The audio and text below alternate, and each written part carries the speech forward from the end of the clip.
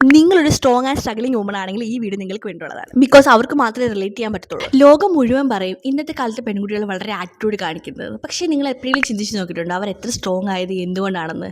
അതിൻ്റെ പിന്നിലുള്ള കാരണം എന്താണെന്ന് വെച്ചാൽ എന്ത് ഡ്രസ് ഇട്ടാലും 100 കമൻസ് ആയിരിക്കും. തടി കൂടിയിട്ടോ, തടി കുറയ്ക്കണം, ഇനിയും എന്തിനാ പഠിക്കുന്നത്, കല്യാണം കഴിച്ച് വിട്ടൂടെ, കല്യാണത്തിൻ്റെ പ്രഷർ, സോഷ്യൽ മീഡിയയിൽ 100 കമ്പാരിസൺ, വെളിയിലിറങ്ങിയാലോ സേഫ്റ്റിയുടെ പ്രശ്നം, വീട്ടിൽ വന്നാലോ 100 എക്സ്പെക്ടേഷൻസ്. ബട്ട് ഇതിന് ശേഷവും വളരെയധികം സന്തോഷമായിട്ട് ചിരിക്കുന്നു.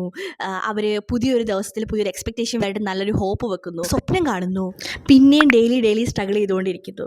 ഇത് ആറ്റിറ്റ്യൂഡ് അല്ല, ശരിക്കും ഇത് സെൽഫ് റെസ്പെക്റ്റ് ആണ്. ഇതൊരിക്കലും പെൺകുട്ടികളുടെ വാശിയല്ല, ഇത് അവരുടെ ഗോളാണ്. ലൈഫിൽ എന്തെങ്കിലും അച്ചീവ് ചെയ്തോളണമെന്നുള്ള അവരുടെ ഒരു വിശ്വാസമാണ്. നമ്മൾ ഒരിക്കലും സ്ട്രോങ് ആയിട്ട് ജനിക്കുന്നില്ല, നമ്മുടെ സാഹചര്യങ്ങളാണ് നമ്മളെ സ്ട്രോങ് ആക്കുന്നത്. ഇപ്പോൾ ഞാനിപ്പോൾ ഡബ് ചെയ്തുകൊണ്ടിരിക്കുന്നത് ഈ സമയത്ത് പോലും ഐ ഹാവ് പ്രഷേഴ്സ്. കല്യാണത്തിന് മുന്നേ ആയാലും കഴിഞ്ഞിട്ടാണെങ്കിലും എനിക്ക് ഏറ്റവും കൂടുതൽ റെസ്പെക്റ്റ് ഉള്ള ആരോടാണെന്ന് ചോദിച്ചാൽ വീടും ഓഫീസും ഒരേപോലെ കൊണ്ടുപോകുന്ന പെൺകുട്ടികളോടാണ്. അവർക്ക് she is a warrior. Actually അവർ എന്തൊക്കെ കഷ്ടപ്പാടുകളാണ് ഡെയിലി ഫേസ് ചെയ്യുന്നത്.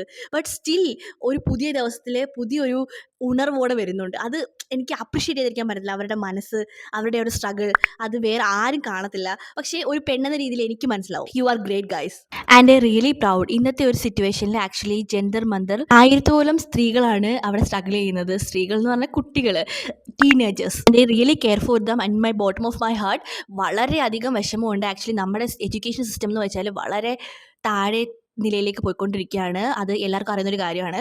അറിവ് അത് നമ്മൾക്ക് ഒരിക്കലും വിലമതിക്കാൻ പറ്റാത്ത ഒന്നാണ്.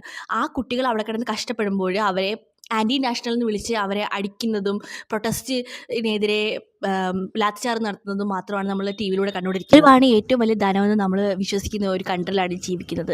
ആൻഡ് നമ്മുടെ കോൺസ്റ്റിറ്റ്യൂഷൻ നമ്മൾക്ക് അതിനുള്ള പൂർണ്ണ അവകാശം നൽകുന്നുണ്ട്. പക്ഷേ ഇന്നത്തെ ഗവൺമെൻറ് കുട്ടികളോട് ചെയ്തത് വളരെയധികം തെറ്റാണ് ഒരു ആറ്റിറ്റ്യൂഡാണ് എനിക്കുള്ളത്. അതുമാത്രമല്ല നിറയെ സെലിബ്രിറ്റീസ്, നിറയെ വലിയ ഉന്നത പദവിയിലിരിക്കുന്ന ആളുകൾ പോലും സൈലൻ്റ് ആണ്. അവർക്കൊരു പോസ്റ്റ് പോലും അല്ലെങ്കിൽ ട്വീറ്റ് പോലും ഇടാൻ ഉള്ളൊരു ധൈര്യമില്ല. ബിക്കോസ് അവർ പേടിക്കുന്നുണ്ട് ഗവൺമെൻറ്റിനെ. സാധാരണ ഒരു സിറ്റിസൺ എന്ന നിലയിൽ നമ്മൾ ആ കുട്ടികളോടൊപ്പമാണ് നിൽക്കേണ്ടത്. വിത്തൗട്ട് എനി പാർട്ടി, CJP അല്ല, BJP അല്ല, UDF അല്ല, ഒരു പാർട്ടിയിലും ഇല്ല. നമ്മൾ ആ കുട്ടികളുടെ ഫ്യൂച്ചറിനെ ഓർത്ത് അവരുടെ കൂടെയാണ് നിൽക്കേണ്ടതെന്ന് എനിക്ക് തോന്നുന്നുണ്ട്. എന്താണ് നിങ്ങളുടെ അഭിപ്രായം? നിങ്ങൾ എന്തായാലും കമൻറ്റ് ചെയ്യണം. കുട്ടികളെ ലക്ഷ്മി എന്ന് കൺസിഡർ ചെയ്യുന്ന ഒരു കൺട്രിയിലാണ് നമ്മൾ ഈ കഷ്ടപ്പാടുകൾ അനുഭവിക്കുന്നത്. ആ പെൺകുട്ടികളെ മൊലസ്റ്റ് ചെയ്യുന്നത് ഡൽഹിയിലെ പോലീസുകാർ വളരെയധികം ക്രൂരമായിട്ടാണ് അവരെ ഉപദ്രവിച്ചത്. നമ്മളിവിടെ ഇരിക്കുമ്പോൾ വിചാരിക്കും ഓക്കെ നമ്മൾക്ക് എന്താ പ്രശ്നമില്ല, നമ്മുടെ കുട്ടികൾ നീറ്റ് എഴുതിയിട്ടില്ലല്ലോ. പക്ഷെ നാളെ നമ്മുടെ കുട്ടികളും അനുഭവിക്കാൻ പോകുന്ന ഇതേ എഡ്യൂക്കേഷൻ സിസ്റ്റത്തിൻ്റെ അണ്ടറിൽ വരുന്ന പ്രശ്നങ്ങളായിരിക്കും. അപ്പോൾ നാളെ നിങ്ങൾ ഒരു പോസ്റ്റ് കാണുകയാണെങ്കിൽ നിങ്ങൾ എന്തായാലും റീഷെയർ ചെയ്യണം. ഈ പോസ്റ്റ് മാക്സിമം റീഷെയർ ചെയ്യാൻ നിങ്ങൾ ട്രൈ ചെയ്യുക. നിങ്ങൾ ഏത് പാർട്ടിയിൽപ്പെട്ട ആളും ആയിക്കോട്ടെ, കുട്ടികൾക്ക് വേണ്ടിയിട്ട് നമ്മൾ ഒന്ന് ചേർന്ന് നിൽക്കണമെന്നാണ് എൻ്റെ അഭിപ്രായം. സോ നിങ്ങൾക്ക് ഇതിനെപ്പറ്റി എന്താ പറയാനുള്ളതെന്ന് കമൻറ്റ് ചെയ്യുക. ഈ 2 ഇയറിംഗ് ഞാൻ മീഷോയിൽ പുതുതായിട്ട് വാങ്ങിച്ചാണ്. നിങ്ങൾക്ക് ഇത് വാങ്ങിക്കാൻ താല്പര്യം ഉണ്ടെങ്കിൽ comment link. Let's believe the constitution and pray for the students. അപ്പോൾ ഓക്കെ ബൈ, ടേക്ക് കെയർ.